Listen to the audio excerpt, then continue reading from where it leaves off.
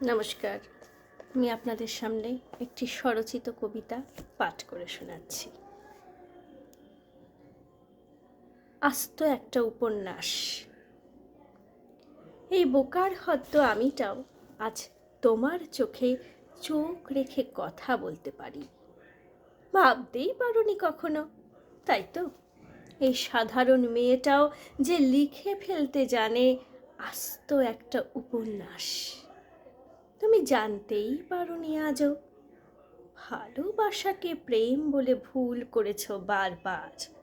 তবু আজও অচেনা আমিটাকে আঁকড়ে ধরেছ মাঝ রাত্রিরে।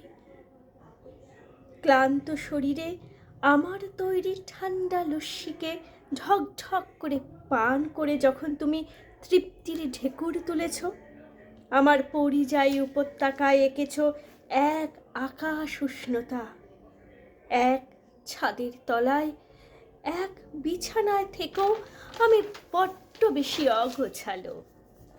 জল তরঙ্গের ছলাৎ ছলাৎ শব্দের লুকানো জলে আছে এক অচেনা ভালোবাসা। নিজেকে তোমার সবটুকু ভাবতে গিয়েও থমকে দাঁড়িয়ে পড়লাম অজান্তেই। ভয় হয় রবি ঠাকুরের চোখের বালির মতো যদি কোনো উড়ো ঝড় এসে ওলট পালট করে দেয় আমার সমস্ত অহংকার।